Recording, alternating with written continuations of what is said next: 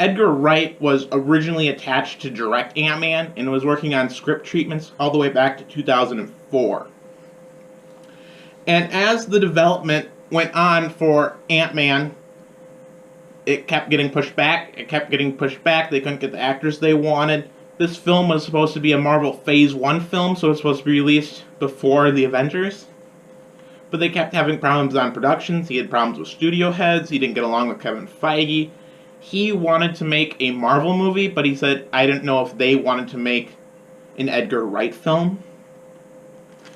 And he worked on this film for a long time. Like he said, he started writing script treatments in 2004, and he didn't leave until 2012. Then they had to get another director, Peyton Reed, to take over. But he got credited as an executive producer on this film. He got credited as a script writer.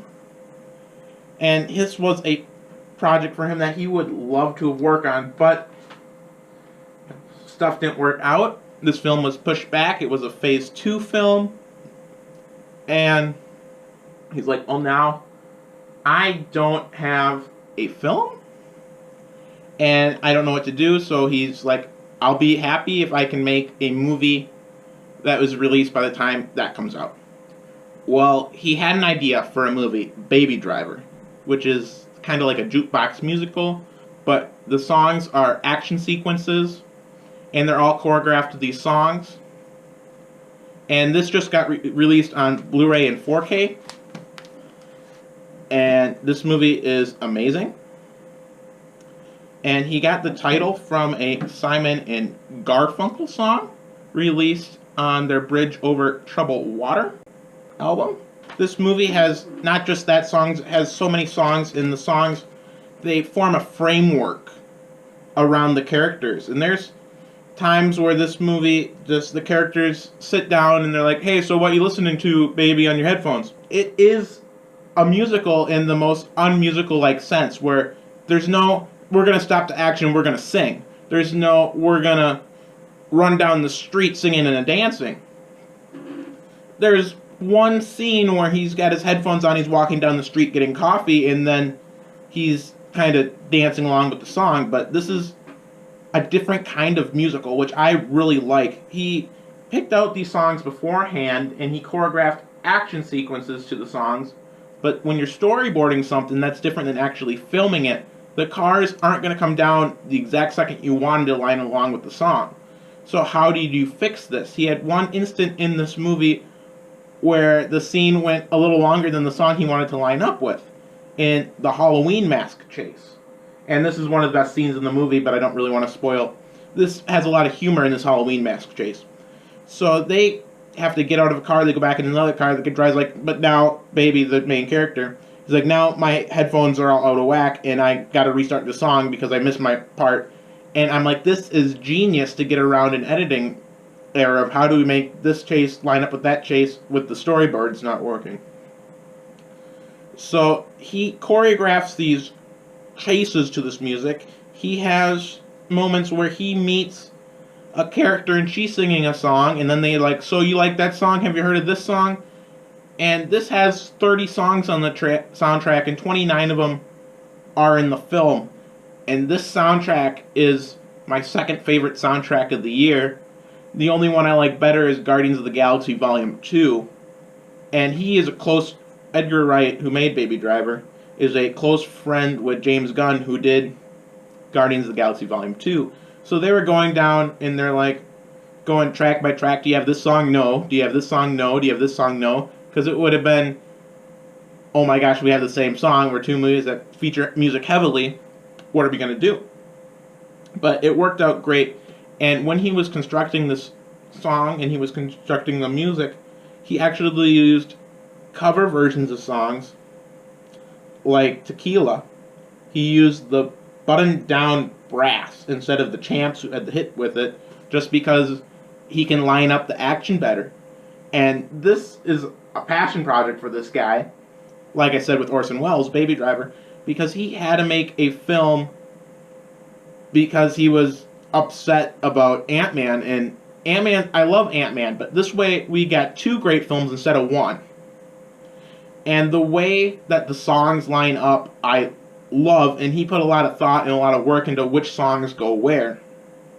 And I bought the soundtrack to this because the songs were awesome, and I've only heard like one or two songs that were on the soundtrack, and it introduced me to a lot of different type of music that I wouldn't otherwise see, much like the Guardians of the Galaxy.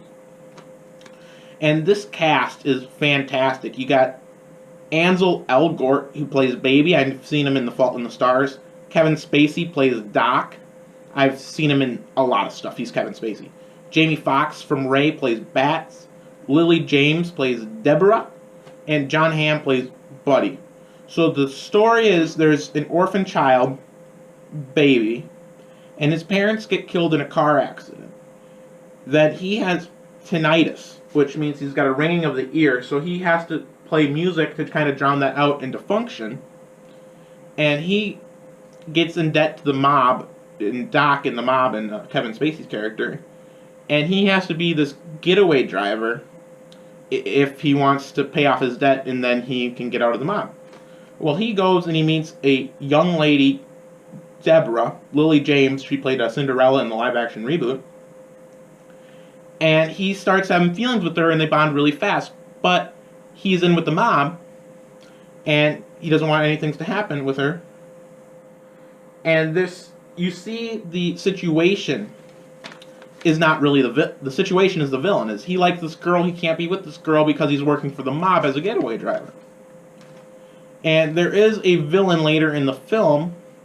One of the people in the gang turns out to have different views of what they should do, and this leads to the whole second half of this movie is this big action set-piece car chase of we're running away. But this girl gets tied up in it, and he's like, oh no, what do I do? And he's trying to hide himself because he has feelings for this girl, but he can't express those feelings. And this film is about mobsters and bank robbers, but they come off so...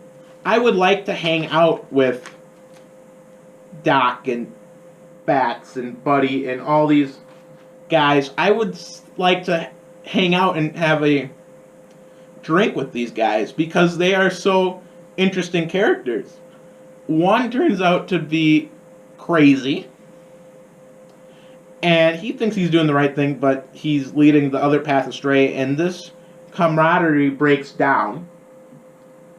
And this is my third favorite film of the year. There are two films that I like better, Logan and Spider-Man Homecoming. But this is one of the most unique films I've seen in a theater because it is a mob movie, it is an action movie, but yet it has those musical undertones and it has that pop music from different decades. And this is a film which I will never see a film like this again. Although it's my third favorite film of the year, this is a masterpiece. I just think there were three masterpieces this year. And like I said, the other films, Logan and Spider-Man Homecoming, have the legacies and they have the source material. And I like that source material better. Not saying this movie is bad. This movie is great. This movie is a masterpiece. But those movies are also masterpieces.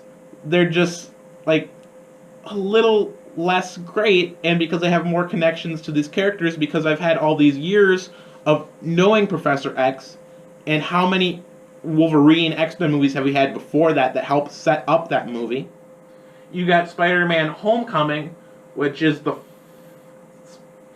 I was going to say fourth Iron Man film, but it's not, because he was in the two Avengers movies and Captain America Civil War, so this is like the seventh film featuring Tony Stark, which I think benefits the movie as a guy that's seen the previous films. But this is a film you can just pop in now that it's available on Blu-ray, Baby Driver, and you can just watch this. You don't need to know anything else because this is its own thing. This movie was made for a very limited budget, came out in the summer, and people found this movie and people love this movie. And Sony, I believe, is the studio that financed this film. They want Edgar Wright to do a sequel, and he's like, I wasn't planning on doing a sequel, but now having this response and seeing how I can take a film in a different direction with these characters that I've established. And I don't think this is a film that needs a sequel, but if they make a sequel, I'll go see it day one.